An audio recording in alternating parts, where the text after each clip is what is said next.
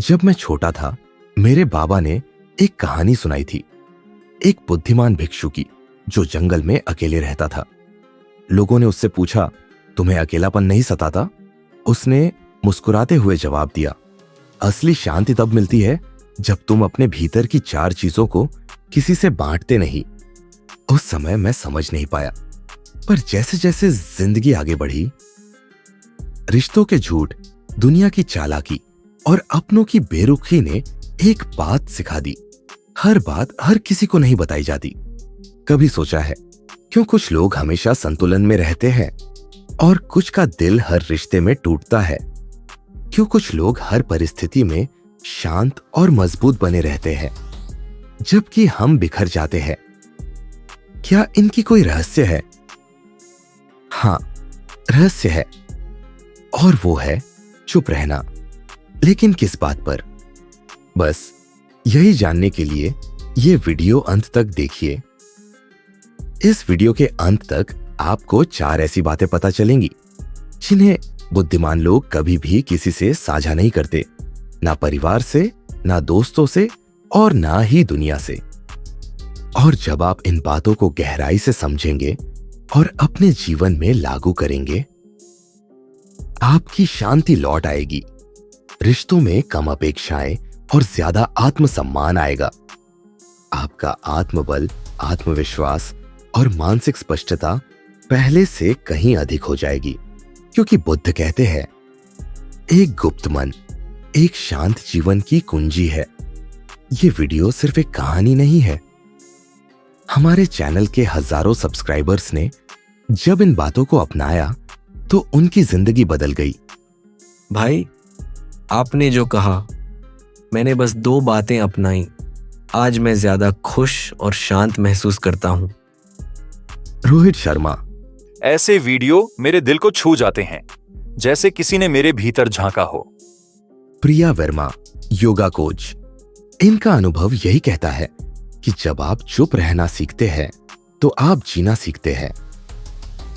वो बातें जो अगर आपने दुनिया से छिपा ली तो आपकी दुनिया बदल जाएगी। आराम से बैठ जाइए, आंखें बंद कीजिए और खुद से वादा कीजिए कि आज आप सिर्फ सुनेंगे, दिल से, आत्मा से, क्योंकि यह सिर्फ कहानी नहीं है, यह आत्मज्ञान की सीढ़ी है। वो बातें जो अगर आपने दुनिया से छिपा ली तो आपकी दुनिया बदल जाएगी। आराम से बैठ जाइए, आंखें बंद कीजिए और खुद से वादा कीजिए कि आज आप सिर्फ सुनेंगे, दिल से, आत्मा से, क्योंकि यह सिर्फ कहानी नहीं है, यह आत्मज्ञान की सीढ़ी है। बहुत समय पहले की बात है। राजगृह के पास एक शांत जंगल में एक बुद्धिमान भिक्षु रहता था। उसका नाम था सुबोधि। वह बुद्ध के प्रिय शिष्य था, जिसने त्याग, मौन और ध्यान में अपूर्व निपुणता प्राप्त की थी। लोग दूर दूर से आते और पूछते, गुरुदेव, आपने ऐसा संतुलन और शांति कैसे पाई? सुबोधि हर बार मुस्कुरा देता, लेकिन कुछ जवाब नहीं देता। एक दिन एक युवक आया जो जीवन से टूट चुका था। उसका नाम था अनुज। वह सब कुछ खो चुका था, प्यार, पैसा, दोस्ती और आत्मविश्वास। उसने कहा, गुरुदेव, मेरी जिंदगी बिखर चुकी है। मैंने सब कुछ दुनिया को बता दिया को ओरियन और सबने मुझे तोड़ दिया। मुझे बचाइए। सुबोधि ने अपनी आंखें बंद की और फिर शांत स्वर में कहा, बेटा, जब तक तुम हर किसी से अपने मन की 4 सबसे कीमती चीजें बांटते रहोगे, तब तक ये दुनिया तुम्हारा शोषण करती रहेगी। अनुज ने पूछा, ज़रेनिया, कौन सी 4 बातें गुरुदेव? सुबोधि ने जवाब दिया, पहली बात, अपने अगले लक्ष्य की योजना। कभी भी किसी को अपने अगला कदम मत बताओ जब तक वो पूरा ना हो जाए। सुबोधि ने कहा, जब तुम अपनी योजनाएं सबको बता देते हो, लोग या तो उसका मजाक उड़ाते हैं या तुम्हारे विरुद्ध षड्यंत्र रचते हैं। जैसे बीज को तब तक मिट्टी में छिपा रहना चाहिए जब तक वो पौधा ना बन जाए, वैसे ही लक्ष्य को छुपाकर रखना चाहिए। दूसरी बात, अपने दान या पुण्य के कर्म। जो पुण्य तुम करते हो वो सिर्फ तुम्हारा आत्मिक संबंध है, उसे दिखाने से उसका फल कम हो जाता है। सुभूति बोले, सच्चा दान वही है जो छुपा हो। जैसे गंगा जल शुद्ध करता है, वैसे ही गुप्त कर्म आत्मा को निर्मल करता है। दुनिया दिखावे को पसंद करती है, पर आत्मा को केवल निस्वार्थता भाती है। तीसरी बात, अपने पारिवारिक संघर्ष और पीड़ा। हर रिश्ता एक मंदिर है और मंदिर की समस्याएं दुनिया को नहीं बताई जाती। सुभूति ने कहा, जब तुम अपने परिवार के संघर्ष को दूसरों से साझा करते हो, वे तुम्हें नहीं, तुम्हारे रिश्तों को आंकते हैं और वही रिश्ते धीरे धीरे टूटने लगते हैं। चौथी बात, अपनी आत्मिक प्रगति या साधना। जो आत्मा यात्रा पर है वो चुपचाप चलती है, उसका शोर उसकी गहराई को नष्ट कर देता है। सुभूति बोले, ध्यान, साधना, जप, ये सब केवल अपने और ईश्वर के बीच की बातें हैं। जब तुम अपनी साधना की बात करते हो, अहंकार प्रवेश कर जाता है और यात्रा रुक जाती है। कथा का अंत। अनुज की आंखें भर आई। वह बोला, गुरुदेव, क्या मैं बहुत देर कर चुका हूं? सुभूति मुस्कुराए, बेटा, आत्मा की यात्रा में कभी देर नहीं होती। बस अब बोलने से ज्यादा सुनो, दिखाने से ज्यादा अनुभव करो और बांटने से ज्यादा सहेज लो। मोरल, नीति संदेश। शांति उन्हीं को मिलती है जो कुछ बातें खुद तक सीमित रखते हैं।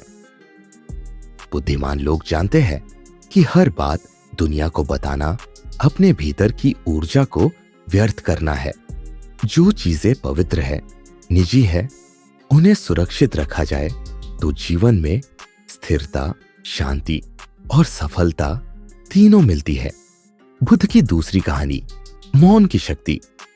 बुद्ध अपने शिष्यों के साथ यात्रा पर निकले थे।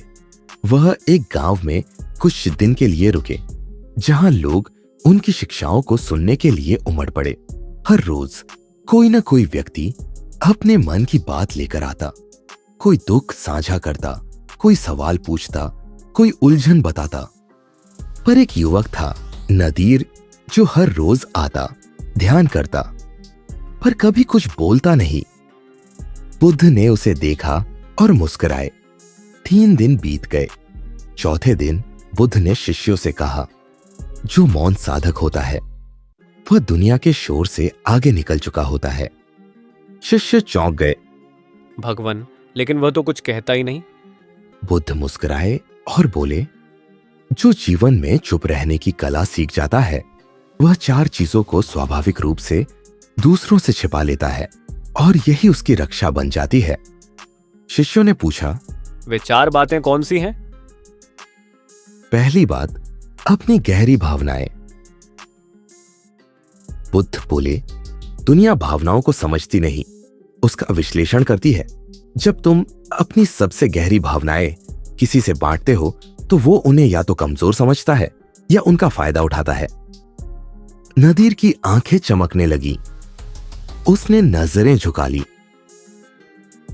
दूसरी बात, अपनी आध्यात्मिक अनुभूतियां। जिसे अनुभव हुआ है वह जानता है कि शब्द अनुभव को गंदा कर देते हैं। बुद्ध ने कहा, तुम्हारी ध्यान की गहराई वो क्षण जब समय रुक जाता है, जब शांति तुम्हें समेट लेती है, उसे शब्दों में डालना आत्मा का अपमान है। नदीर धीरे से मुस्कुराया। तीसरी बात, अपने संघर्षों का सच। बुद्ध बोले, हर मनुष्य संघर्ष करता है, लेकिन जो बुद्धिमान होता है वह जानता है कि इन संघर्षों को जब तुम दुनिया के सामने लाते हो तो सहानुभूति कम और आलोचना अधिक मिलती है। मौन में संघर्ष तपस्या बनते हैं, बोलने में वे कहानी बन जाते हैं। चौथी बात, अपनी प्रार्थना की गहराई। प्रार्थना वह भाषा है जो केवल ईश्वर समझता है। बुद्ध ने शांत स्वर में कहा, जब तुम अपनी प्रार्थना को दूसरों से साझा करते हो तो वह स्वाभाविक नहीं रह जाती, वह प्रदर्शन बन जाती है। बुद्धिमान लोग अपने ईश्वर के साथ जो संवाद करते हैं उसे हृदय में बंद रखते हैं।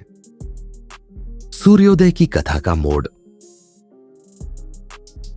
अंत में बुद्ध ने नदीर को देखा और कहा, तुम्हारा मौन तुम्हारी सबसे ऊंची साधना है। नदीर ने पहली बार सिर उठाकर बुद्ध की ओर देखा और सिर्फ इतना कहा, मैं सुनता रहा और भीतर बोलने लगा। मोरल, नीति संदेश। जब मन स्थिर हो और आत्मा शांत तो शब्द अनावश्यक हो जाते हैं। बुद्धिमान लोग जानते हैं कि 4 बातें गहरी भावनाएं, आध्यात्मिक अनुभव, निजी संघर्ष और अपनी प्रार्थना केवल आत्मा और परमात्मा के बीच की चीजें हैं। इन्हें साझा करने से नहीं, सहेज कर रखने से शक्ति मिलती है। बुद्ध की तीसरी कहानी, गूंगे राजा की गुप्त शक्ति। बहुत समय पहले की बात है। मगध राज्य में एक राजा हुआ करता था। नाम था राजा अंशुमान। वह बचपन से ही गूंगे थे, बोल नहीं सकते थे। सारे दरबारियों को लगता था कि वो अपंग राजा है, जो ना हुक्म दे सकता है, ना युद्ध जीत सकता है, ना जनता से संवाद कर सकता है। लोग उसकी चुप्पी को कमजोरी समझते थे, लेकिन असल में राजा अंशुमान का मौन ही उसकी सबसे बड़ी ताकत थी। राजा ने अपने पिता की मृत्यु के बाद शासन संभाला। हर कोई सोच रहा था कि राज्य अब टूट जाएगा, पर अगले 10 वर्षों में अंशुमान ने राज्य को इतना समृद्ध कर दिया कि आसपास के सभी राज्य उससे प्रेरणा लेने लगे। एक दिन मगध दरबार में एक बौद्ध भिक्षु आए। नाम था विरक्तानंद। उन्होंने राजा से मुलाकात की और राजा को देखकर सिर झुका लिया।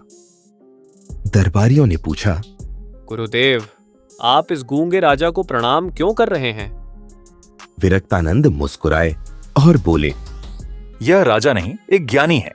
इसकी चुप्पी में 4 ऐसी शक्तियां छुपी हैं जो दुनिया को नहीं दिखती, और वही इसे बुद्धिमान बनाती हैं। पहली बात, अपने दुख की कहानी। राजा के पास एक पुराना किताबों का कक्ष था, जहां उसने अपनी मां की मौत, अपनी पीड़ा और अपने अकेलेपन की पूरी कहानी लिख रखी थी, लेकिन कभी किसी को नहीं बताई। विरक्तानंद बोले, जो इंसान अपने दुख की कहानी सबको नहीं बताता, वह दूसरों की करुणा से नहीं, अपने भीतर से शक्ति लेता है।